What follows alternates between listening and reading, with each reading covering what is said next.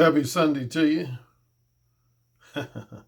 I know y'all shaking your head like, dang, I don't Roger Currie's on some kind of roll right now.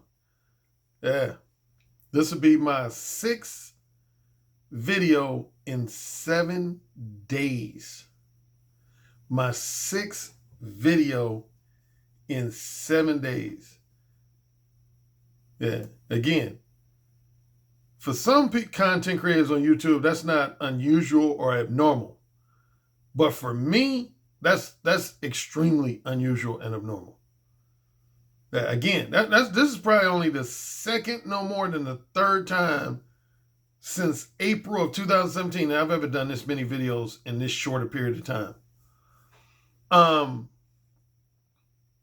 And for better or for worse, this video is going to be another one in my string of videos bringing up, you guessed it, Feliciano T. Collins, aka Alpha Male Strategies. Here's the thing though, as I mentioned 2 or 3 videos ago, some of the videos I've done have been directed at him individually, but there's been a few videos I've done that were more so directed at one or more of his followers and supporters rather than he himself.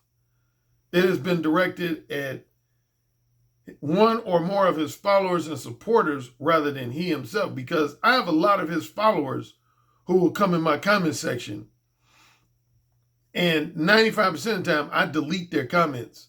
Matter of fact, speaking of deletion, the guy whose comment I'm going to respond to, I actually wish it wasn't deleted. I inadvertently deleted it, but I wish I could have kept it. Number one, so I can read off of it, because now I'm going to be paraphrasing his comments. But yeah, in case you don't know, once you delete a comment, YouTube doesn't have like a undelete feature. Because I was looking it up this morning to see if they had one. They don't have an undelete feature. So once you delete somebody's comment or reply comment, it's gone forever. And there's been a lot of AMS followers who have written comments, and no less than 95% of them, I delete them. But this one, I wish I had kept it at least a little longer so I can, because it was like a paragraph long. It was like 3, 4, or 5 sentences long. So I'm going to be paraphrasing the gist of it. But yeah, so a lot of my commentary in this is going to be in response. Not so much. It's going to be a response not so much to AMS himself,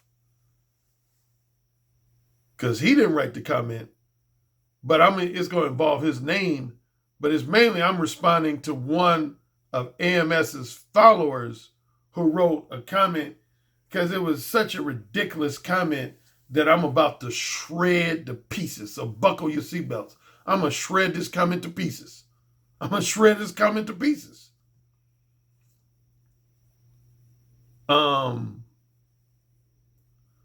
As the Joker said in The Dark Knight, where do I begin? I'll begin here. As you know, I mentioned on a video, and I think this video was involving AMS, that I basically give 2 general types of advice to men. I give 2 general types of advice to men. And there's a few other guys on YouTube that give similar advice to men who are dating coaches or PUAs or whatever. I give some advice to men that's related to identifying women who are interested in having sex with them and how to go about getting those women in bed. Probably the most notable book under that category of mine would be Ooh, Say It Again. Ooh, Say It Again. That's my book that centers around identifying the women who are interested in having sex with you and how to proceed in getting those women in bed. Then I give advice that helps men identify the women who are not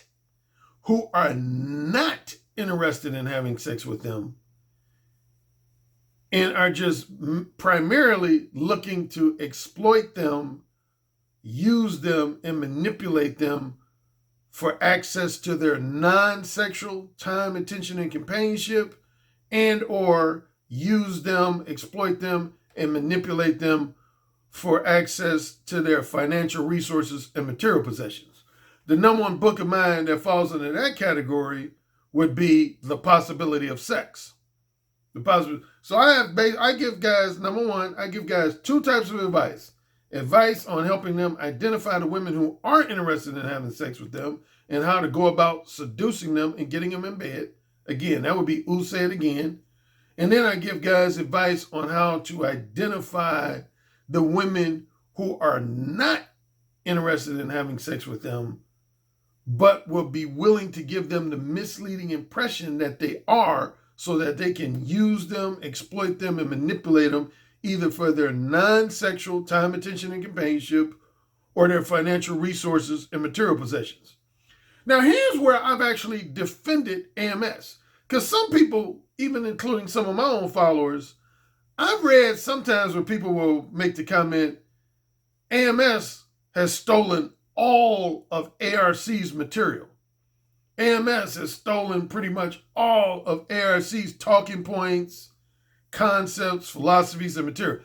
That's actually not true. That's actually not true. So this is one area, believe it or not, where I actually tend to defend AMS. And when it comes to those two categories of advice, when it comes to advice on how to identify the women who aren't interested in having sex with you and how to proceed in getting those women in bed, me and AMS are like totally different from each other. So that's the category where I would say AMS hasn't stole hardly any advice from me, at least that I know of. He's totally different than me. Number one, I'm all about direct verbal game when it comes to getting women in bed. I'm all about direct verbal game. AMS is all about indirect verbal game. AMS is all about indirect verbal game. So that's the first and foremost difference between us two. I'm all of my advice centers around direct verbal game. 95 to 99% of AMS's advice centers around indirect verbal game. Initially, he used to promote what I refer to as Mode 3 pump and dump. Mode 3 pump and dump, which basically means you would blatantly lie to a woman and blatantly mislead and manipulate her in order to get her in bed. But in recent months, he's transitioned into promoting more Mode 2 oriented advice. Mode 2 oriented advice. Mode 2 is when you don't blatantly lie to women and you don't blatantly mislead and manipulate them. But at the same time, you don't tell them the whole truth and nothing but the truth either. You don't specifically tell them that you're just looking to engage in one or more episodes of short-term non-monogamous casual sex. That's Mode 2. Mode 2, the main thing with Mode 2 is you're vague and ambiguous. You're vague and ambiguous. It's still Mode 2 is still manipulative. It's just not blatantly manipulative. But I did a video where I talked about even Mode 2 behavior still falls under the category of manipulative behavior. It's very manipulative in a very subtle way, in a subtle and duplicitous manner. So it's still manipulative. It's just not quite as blatantly manipulative as Mode 3. But anyway, that's what AMS does. He started out promoting Mode 3, what's known as what I refer to as Mode 3 pump and dump. Now he promotes Mode 2 pump and dump. But generally speaking, yeah, his advice on getting women in bed is totally different than mine. He believes in going out on 2, 3, 4 dates with women in order to score casual sex. I don't believe in going out on any dates with women to score casual sex. So in that regard, again, at least 95 to 99% of his advice related to how to get a woman in bed is totally 180 degrees different than mine. So for those people who say AMS has stolen all of ARC's advice, I would disagree with that and defend AMS. He has not stolen my advice when it comes to getting women in bed. Now, the second category is where he's ripped me off, is when it comes to the category of identifying the women who are not interested in having sex with you. Identifying the women who are not interested in having sex with you, but who are looking to potentially use you, exploit you, and manipulate you for either your non-sexual time, attention, and companionship, and or use you, exploit you, and manipulate you for access to your financial resource and material possessions. Again, that's what my book, The Possibility of Sex, is about. And that's the number one book that AMS is ripped off of mine. That centers around my philosophy of no free attention. No free attention. And yeah, he's pretty much ripped off a large chunk of my advice in that book, as well as there's another, I would say roughly half a dozen dating coaches, red pill advisors, and PUAs who have tried to rip off content from that book. So that's where he's guilty of ripping me off. So that's number one. That would be my starting point of this, the commentary of this video. Is I have two categories of advice. One category, AMS has not ripped me off. The other category, he's pretty much totally ripped me off. Then, secondly, if you remember a video I did called The Top 5 Dumbest Challenges, Most Invalid and Stupid Arguments and Challenges designed to undermine the effectiveness of my Mode 1 approach. I did a video a few months ago where I talked about that, and I had 5 of the most frequently expressed criticisms and challenges to my Mode 1 approach. And remember, the top 2 of the 5 were 2 that have been expressed by AMS among other people.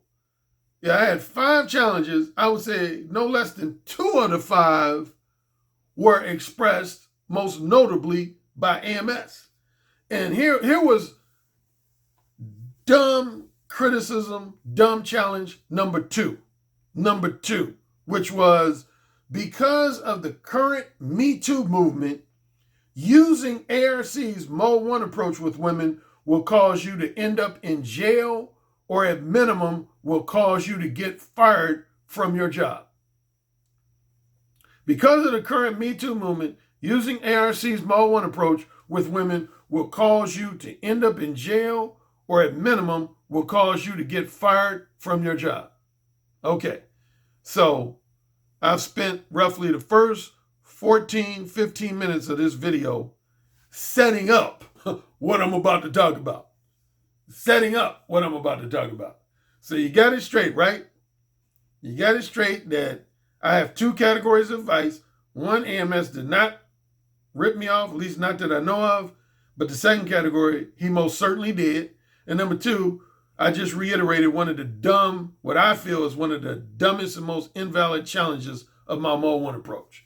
Because both of these things that I'm talking about are related to this guy's comment that he left in my comment section just last night. Again, I inadvertently deleted his comment. Otherwise, I would actually post it on my on this video so you can read it yourself.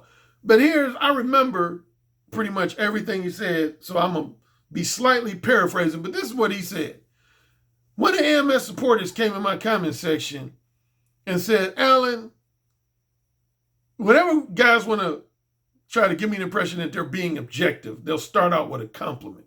So this guy said, Alan, I want you to know I'm not a hater of yours. I'm not a hater of yours. I actually respect a lot of your work. He said, I actually respect a lot of your work.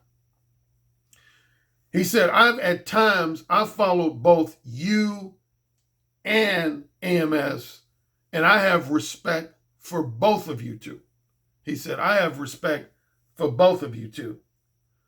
But here, he said, I'm going to explain to you, not that you're unintelligent, but I'm going to explain to you why AMS,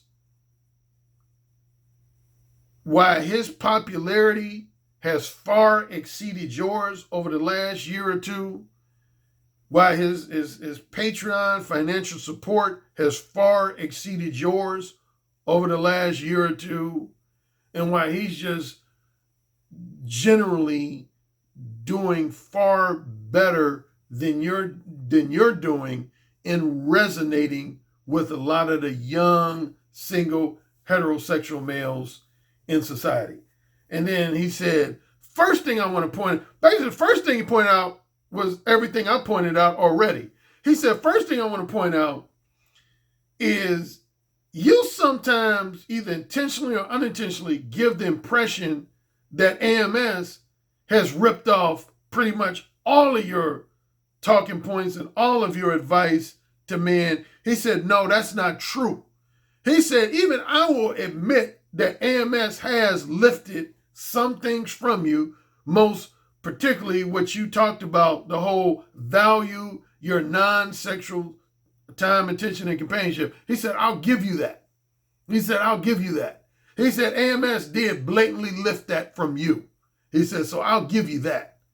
He said, similar to what I already explained, he went on to say, he said, but you and AMS give two pieces of advice. Y'all give some advice related to getting women in bed, and y'all give other advice related to preventing women from using you, exploiting you, and manipulating you. He said, when it comes to y'all advice on getting women in bed, he said, y'all are like night and day. You two are totally different. He said, where y'all are similar is when it comes to your advice on preventing women from using you, exploiting you, and manipulating you for your money and resources, as well as for your non-sexual time, attention, and companionship. And then he finally went on to say, he said, and this is what I'm going to explain to you, Alan. And he said, again, I'm not trying to be a hater. I'm not trying to be a hater of yours, because he said a lot of your advice and a lot of your work, I respect. He said, I actually respect particularly your books, The Possibility of Sex and The Beta Male Revolution. He said, I think those are great, excellent books. And he said, I would recommend them to anybody. But he said, here's where I got to kind of go in on you. Here's where I got to go in on you. And he said, he went on to say, he said, Alan, he said, I'm going to just be frank, man. Remember when you've talked about AMS, one of his criticisms of you is that your advice is outdated? He said, I don't think AMS was referring to the advice you give in The Possibility of Sex or The Beta Male Revolution. I think the advice you give in both of those books is still relevant to this day. But he said, when it comes to advice you give in Mo 1 and Ooh Said Again, your advice is outdated because you're living in some kind of delusional fantasy world where you think guys could just go out in the streets and just walk up to women and say, hey, you know, you got some big titties, you got a nice ass, and I want to fuck the shit out of you. He said, man, come on, man, Alan, be real, man. You might have been able to get away with that type of shit in the 1970s, 1980s, maybe even the 1990s. But he said, come on, man, be realistic, man. You can't be advising men to just walk up to women and just off the rip tell them that they want to slide their dick in a woman's mouth or bend them over and fuck them doggy style. He said, you can't be telling men advice like that. He said, man, that advice is not just unrealistic, it's delusional. And he said, your advice would be setting men up for date rape. That's what your advice is doing. And see, here's why I'm going to tell you why AMS has just really just far surpassed you. Is because AMS realized that your advice on preventing women from using men and exploiting men and manipulating men was rock solid advice. And that's why he stole it from you. That's why he stole it from you. But where he differed himself is he gave men more realistic advice about dealing with women in the Me Too movement what did he say? Today's Me Too movement era dating climate. He said that's where AMS, that's the brilliance of AMS. He said he gives advice that's more realistic and practical and applicable in today's Me Too movement era dating climate. And the advice he gives will prevent men from having any type of sexual harassment charge, sexual assault charge, or date rape charge. And he just believes, he tells men that get yourself together career-wise, financially, and work on your physique. Look for women's choosing signals, preferably wait for them to make the first move. And he said, if you follow AMS's advice, you'll never have any chance of a woman accusing you of sexual harassment, sexual assault, or date rape. But Alan, sad to say, your advice will potentially lead to all three of those things. And that's why guys aren't following you and they're following AMS. And you need to just accept that, come to grips with him, and realize that is why he has exceeded you in terms of revenue and popularity as a dating coach.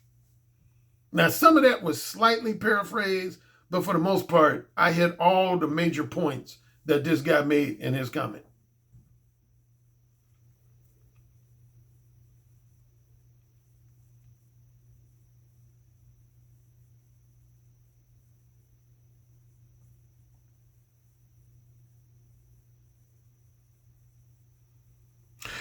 Insert dog face here.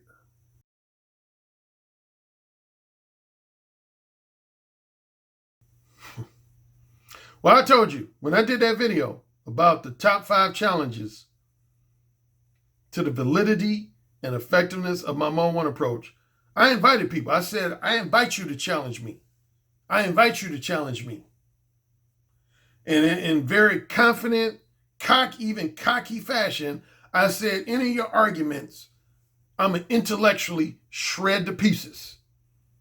I'm going to intellectually shred to pieces. Now, this guy, to his credit, the guy who left that comment, I give points. He did try to be objective.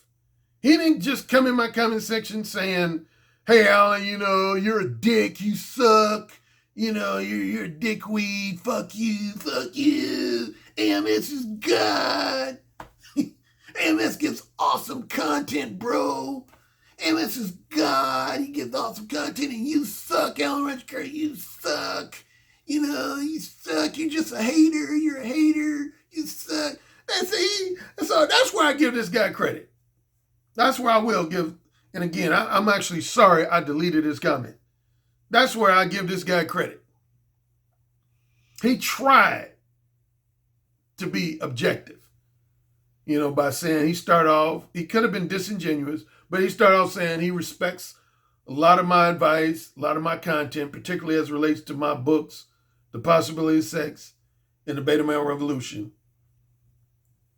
And he did point out what I said at the beginning of this video, which was that when it comes to the category of advice related to getting a woman in bed, he said, you and AMS are totally different.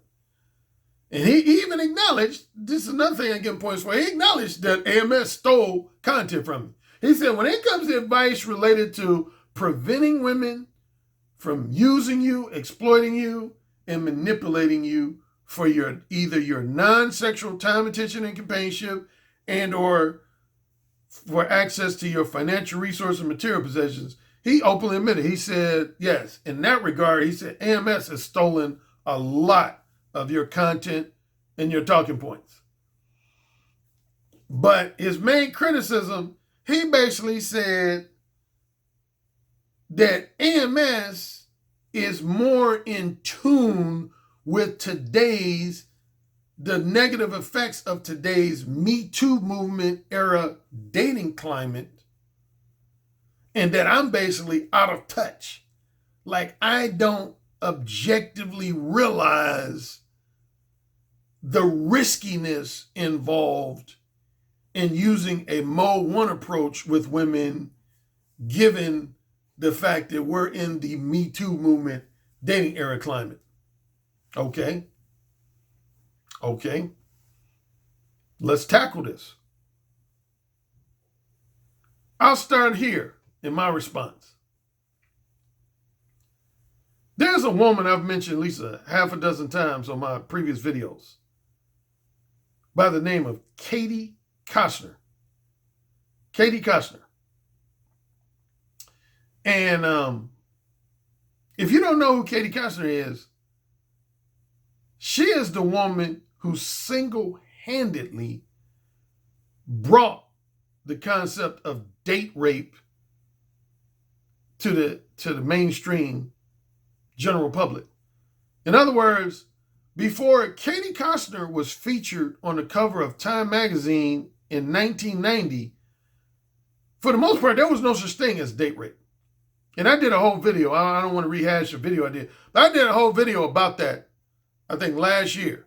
Yeah, I want to say it was last year. It might have been 2018, but I think it was last year. I did a whole video about that. Yeah. See, what some young guys might not realize is if you're like under 30, you might not realize this, but if you're 35 years of age or older, you know what I'm talking about. Before roughly somewhere between 1988 and 1990, there was really no such thing as sexual harassment or date rape. Those two things didn't really exist. Sexual harassment didn't start coming into play until at earliest around 1987, 1988. Date rape didn't really start coming into play until around 1989, 1990. Before those two dates, for the most part, there was no real such thing as sexual harassment, and there was no such thing as date rape. There was just only rape.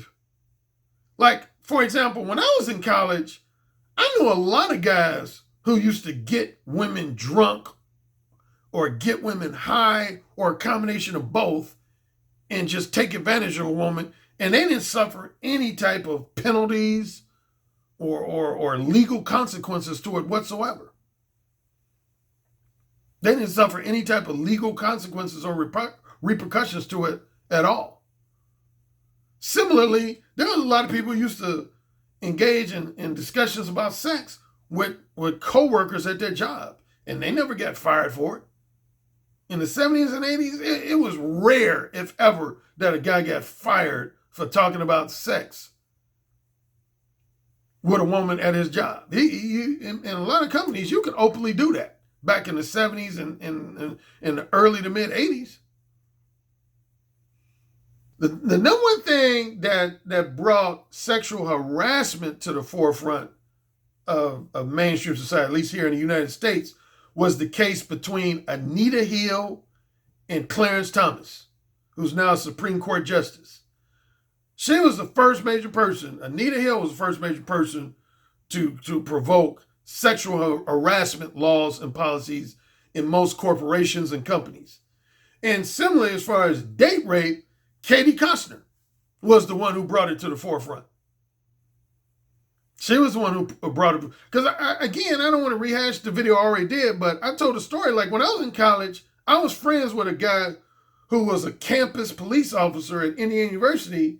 And he basically, in so many words, said back in the early 80s, the campus police would never accuse a guy of rape if the woman already knew the guy, if she was acquainted with the guy. The only time they would pursue a case of rape is if a guy tried to have sex with her that was a total stranger. But if she knew the guy, they wouldn't pursue that. They would say the fact that they were already friends or already acquaintances nullified the charge of rape. So there was no such thing as date rape. But again, Koestner was the first one that brought national attention to the concept of, some people would call it acquaintance rape. And then she more so was the one that coined the phrase date rape. Now, if most people know, I interviewed her and some of her colleagues on my Blog Talk radio show in, I want to say it was spring of 2016. And one of the things she ended up saying during that interview, she said, Alan, I have a lot of respect for your Mode 1 approach.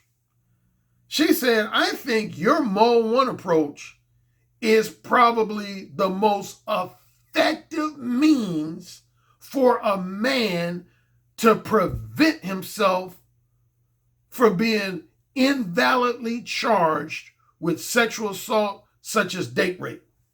That's what she said during my interview with her in spring of 2000. She was so impressed with me and my Mode 1 approach that she sought to collaborate with me. She wanted me to go on a speaking tour with her at various high schools and colleges where I would speak to both young men and young girls about avoiding compromising positions, and for the young men preventing themselves from being falsely accused of date rape, and for the young women to prevent themselves from being in a position where they can be date raped. Now, back then in 2016, without getting into a long story, things didn't work out. Among other reasons, a lot of the high schools and colleges that were going to hire me did their due diligence research on me. And among other things, they felt like my, as they called it, my risque potty mouth might be too much for some of the high school students and young college students that I would be speaking with. Now, realistically, and Katie knew this, I know how to modify my speaking presentations for the audience. For example, in 2007, I actually did a Mode 1 speaking presentation in front of a church group. Yes, in front of a combination of a church group and a group that emphasized premarital abstinence, premarital celibacy, if you can believe that. Yeah. I had a speaking presentation in Northwest Indiana in front of a church group and a group or organization that was emphasizing premarital celibacy and abstinence. And in that presentation, I didn't use any profanity. I didn't use any X-rated or triple X-rated sexually explicit language. And I actually got complimented by a lot of the people who attended that presentation. So I know how to modify my presentations. But anyway, in 2016, at the time, things didn't work out. Things didn't work out with that collaboration. But here's the good news. I wasn't going to announce this until this guy wrote this comment, but now I'll go ahead and announce it now. Me and Katie have since reconnected, and we are collaborating. I've already recorded some videos that will be used in high schools and colleges, and now they feel more safe with me because it's virtual. I won't be there in person. It's virtual because of the whole pandemic thing. So it works out fine. It's going to be virtual. But yes, I'm currently, again, collaborating with Katie Koestner. Katie Koestner is the nation's most premier date rape prevention advocate and activist here in the United States. She is considered the nation's #1 date rape prevention advocate and activist here in the United States. So, number one, what does that tell you? What does that tell you? For those that feel like my Mode 1 approach has the potential to lead at maximum to a man being arrested for sexual assault and or date rape, and at minimum being fired from his job for unprofessional behavior and sexual harassment, what does that tell you, my collaboration with Katie Koestner? If Mode 1 gets an endorsement from her, that's the best endorsement I can have. Again, this woman is the nation's #1 date rape prevention advocate and activist. And she endorses my Mode 1 approach. Why? Why does she endorse my Mode 1 approach? If I had to narrow it down to one simple reason, because Mode 1 is all about verbal consent. Let me repeat that. Mode 1 is all about verbal consent. See, that's the beauty of direct verbal game in general, and more specifically, my Mode 1 approach. I am all about receiving verbal consent from women before I proceed towards sexual activities. That's the number one thing you need when to fight a sexual assault or date rape charge, is to prove that you had verbal consent. Is to prove that you had verbal consent. I don't try to get any woman in bed until she specifically says to me, Alan, I want you to have sex with me. Or in more explicit terms, Alan, I want you to fuck me. If a woman doesn't say those words to me, I don't have sex with her. Period. And that's the part of Mo 1 that Katie loves the most. I don't have sex with a woman until she specifically says to me, Alan, I want you to have sex with me. Or Alan, I want you to fuck me. Or Alan, I want your dick in my mouth. I'm all about verbal consent. I cannot emphasize that enough. I'm all about verbal consent. That's what you need to prevent date rape charges, and more specifically, invalid date rape charges, is you got to find some way to prove that a woman gave you verbal. See, back in the day, there were two types of consent. Before the 21st century, and more specifically before the Me Too movement era came around, there was two types of consent, which was verbal consent and nonverbal consent. There was verbal consent and there was nonverbal consent.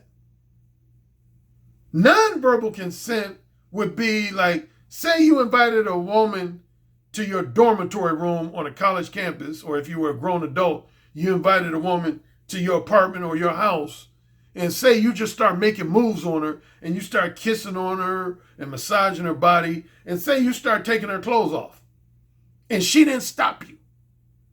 Say you start taking her blouse off, you start taking her dress, skirt, or pants off, and she made not one attempt to stop you. That would be representative of nonverbal consent. Nonverbal consent. If you are making out with a woman and you start slowly but surely proceeding towards oral sex and slowly but surely proceeding towards intercourse, and a woman, she didn't verbally give you consent, but she didn't do anything physically to stop you, that was known as non-verbal consent. See, here's the thing. Non-verbal consent is almost non-existent in today's society. Let me repeat that. Non-verbal consent is almost non-existent in today's society. What does that mean in practical terms? If you want to invite a woman to your place, say this Friday, and that woman came to your place, and say y'all was watching a Netflix movie, and y'all was sipping on wine. So let's say you met a woman, what's the day, Sunday, this past Friday. Let's say you met a woman this past Friday named Lisa, and you said, Lisa, what about next Friday or next Saturday you come over to my place and I fix you dinner and we watch a movie and then we just, let things happen as they happen. And she said, okay, sure. So she comes over your place this Friday. You fix her a little meal. You pour some wine in some glasses. Y'all both drink some wine. And then after the movie's over, you just start tongue kissing her. And then slowly but surely, you start taking off her blouse, taking off her panties and bra. The next thing you know, y'all fucking. Now, you might think that was just an innocent interaction. No, it was not. Number one, you gave her alcohol. You fucked up. You gave her alcohol. What you did by allowing her to drink alcohol right there, you gave her plausible deniability. You gave her plausible deniability. She could, if she wanted to be a bitch, let's say this Lisa woman you hooked up with just happened to be a bitch, for lack of a better word. A few days later, she could say, that guy date raped me. That guy date raped me. And you might be thinking, how did I date rape her? I invited her over and I fixed food for her. I gave her some wine. We watched the movie and then we started making out. Next thing you know, we fucked. You gave her alcohol, bro. You gave her alcohol. That's grounds for any woman to have plausible deniability that she was not in a state of mind to give her verbal consent. Today's society is all about verbal consent. You don't have verbal consent, there's a greater than 50% chance you're fucked. You understand that? Did that woman ever specifically say, I want your dick in my pussy. I want you to fuck me? No, she did not. She never gave you verbal consent. And on top of that, she had alcohol in her system. That you're ripe for a date rape charge. Does that mean you would automatically be convicted of date rape? No. But at minimum, she could charge you with it, which has the potential to fuck up your reputation. Just being charged with date rape has the potential to fuck up your reputation. Particularly if you have some type of prominent job. We saw that with the Me Too movement.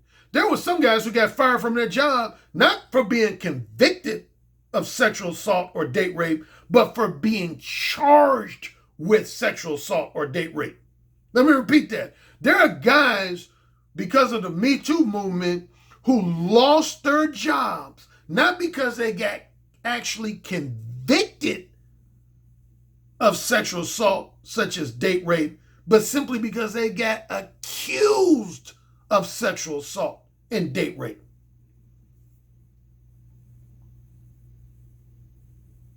Look at Aziz Ansari, who I've talked about a number of times. The woman who he was with didn't even accuse him of sexual assault or date rape. She just accused him for being exceptionally physically and sexually aggressive. She never accused him of sexual assault, such as date rape. Date rape is a form of sexual assault. She never accused him of sexual assault or date rape. So that was the good news. But she did accuse him of being duplicitous, of being sexually duplicitous, and of being very physically and sexually aggressive. And did it land him going to jail? No. But his popularity, particularly among women, went.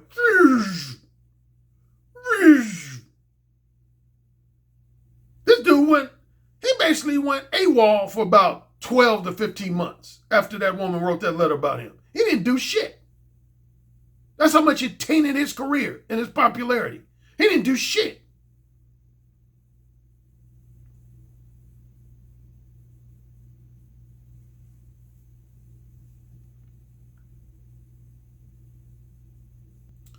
So, for me to start wrapping things up, here's the deal, man. Going back to this guy's comment that he left. Again, sadly, you guys can't see it. I wish you could. I inadvertently deleted it.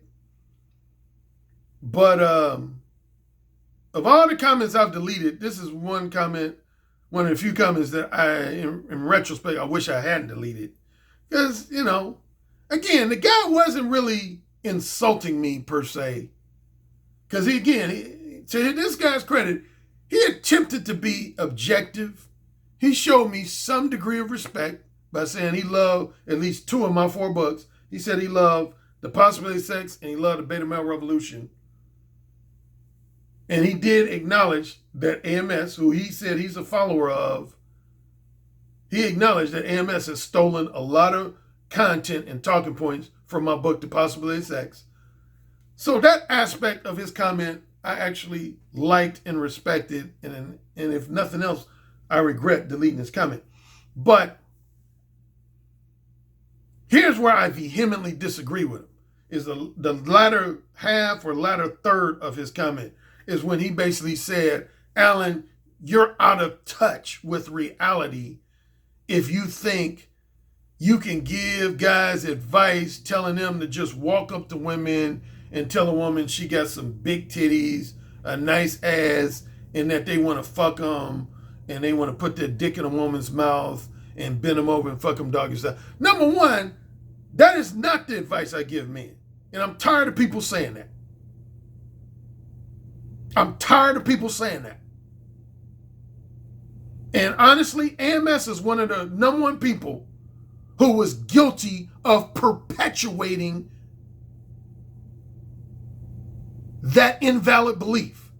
I have at least 3 versions of Mo 1, technically 4. If you include Mo 0, which involves a woman approaching you first, I got 4 versions of Mo 1. I got Mo 0, I got Mo 1 Hardcore, which is my most profane and explicit version of Mo 1. Then I got what I call regular or default Mo 1.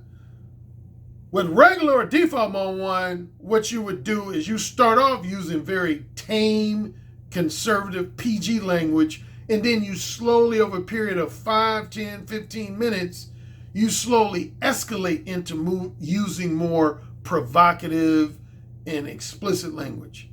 And then my most conservative version of Mo 1 is called Mo 1.5. With Mo 1.5, you don't use any profanity or any R-rated, X-rated, or triple X-rated language. None whatsoever. Nobody ever talks about Mo 1.5. No one ever talks about Mo 1.5. Whenever, I would say 3/4 of the guys, when they talk about Mo 1, particularly when they want to criticize Mo 1, they always use examples of Mo 1 Hardcore. And like the guy, and that's what upset me about this guy's comment.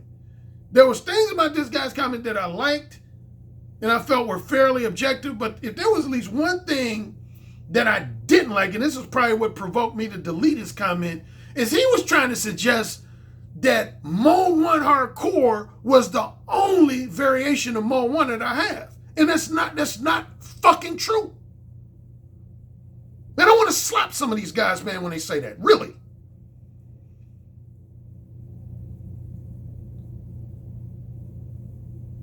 Mo 1 Hardcore ain't the only variation of Mo 1. But again, that's where I criticize, among other people, I criticize AMS. He says that in his first book. He doesn't mention Mo 1 by name. He calls it just a direct approach, but he's mainly referring to Mo 1. And one of the things he says about Mo 1 in his first book is that something to the effect of, yeah, you can't just be walking up to women you don't know and saying, hey, I want to fuck the shit out of you. He said, man, you end up getting fired. At minimum, you'll get fired from your job, and at maximum, you'll end up in jail. See, he's talking about Mo 1 Hardcore, man. Now, to my masterful credit, I know how to pull off Mo 1 Hardcore. I've never gotten fired from a job because of Mo 1 Hardcore. I've never spent not 1 hour in jail because of Mo 1 Hardcore, because I'm a badass motherfucker. Yeah, I said it. Facts drops mic. Because I'm a badass master seducer. At least 1/3 of the women, I would estimate probably 35 to 40% of women that I've had casual sex with in my life, it was the direct result of a Mo 1 Hardcore approach. It was a direct result of a Mo 1 Hardcore approach.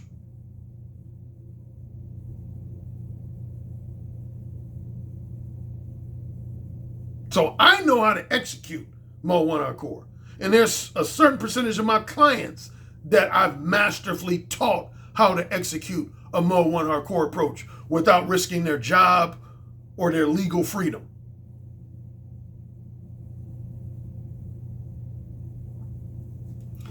But that's erroneous, man. So to that criticism that this commenter said about me being out of touch with reality, and he went as far as to call me delusional, I'm not delusional. Because you could be regular Mo 1 with a woman. When it comes to language, you could use either regular or default Mo 1, or even more so, you could use Mo 1.5.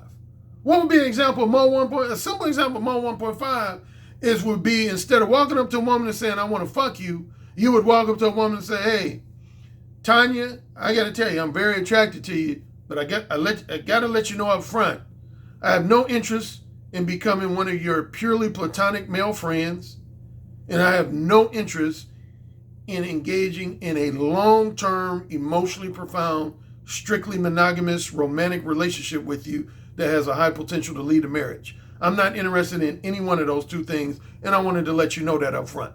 What did you just tell that woman? That you wanted to fuck her casually. That's essentially what you just told that woman.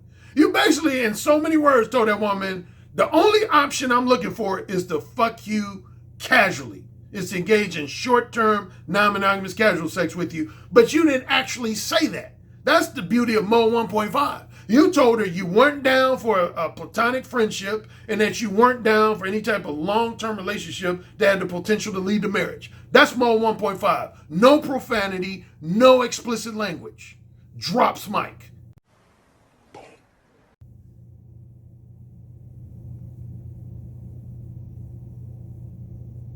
And I find it highly fucking ironic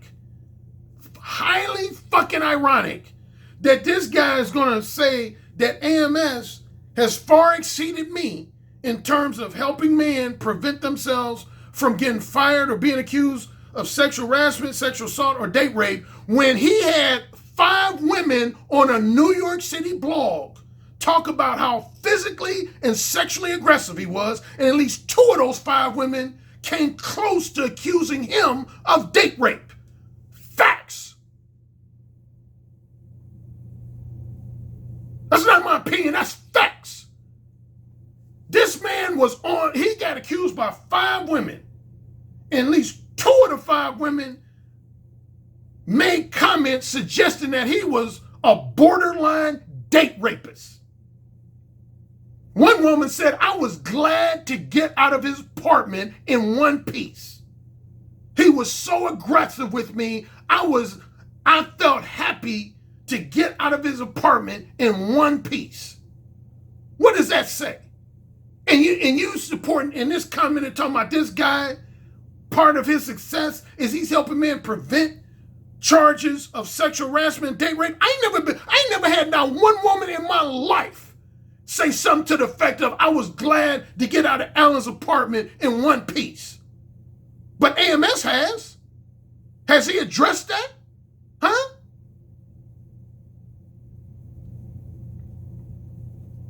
When you come for the king, you better make sure you don't miss.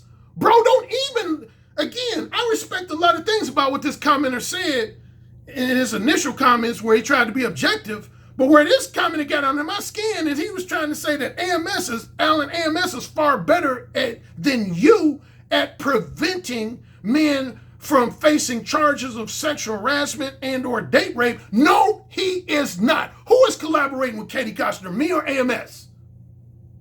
The nation's top date rape prevention advocate and advocates. Who's collaborating with her, me or AMS? Whose method of hooking up with women does she endorse? My method or AMS method?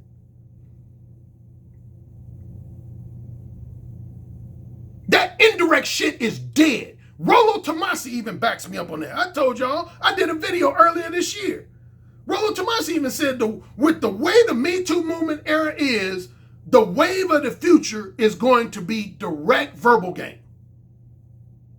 Rollo Tomasi said that. He said, given the climate we're living in, the wave of the future over the next 5, 10, 15, 20 years is going to be direct verbal game, not indirect verbal game. Indirect verbal game is what will get your ass in hot water and have you, just about all the guys who've been accused by Me Too movement women have been guys who use some form of indirect verbal game. Not direct verbal game. So get your facts straight. I'm the one who's in tune with reality, not AMS. You need to flip, whoever left that comment, you need to flip your assessment. It's actually, on further examination, it's AMS is the one who's out of touch with today's dating climate, not me. I'm totally in tune with it. And I have the endorsement of Katie Koestner. AMS does not. Drops mic emphatically. Marinate on that shit, brothers. Marinate on that shit.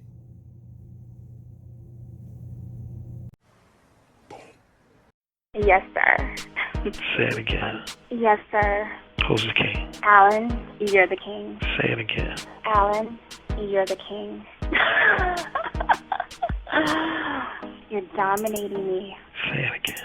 Alan, you're dominating me right now. Mode 1.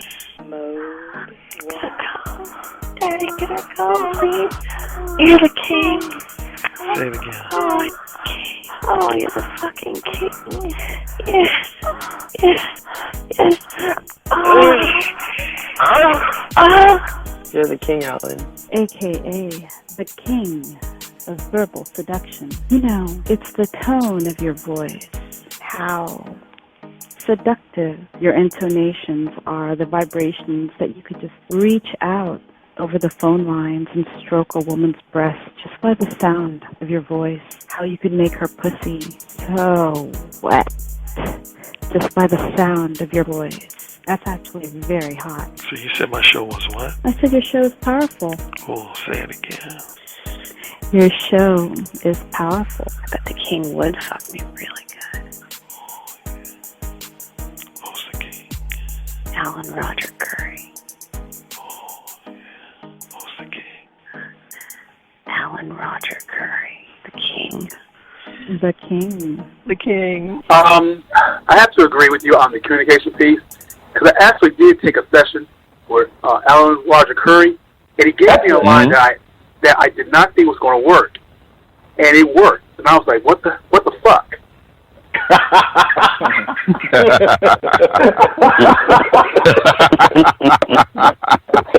Oh my God! God, man, he's the master. He's the master of the verbal seduction. He got that communication piece down pat. It really worked.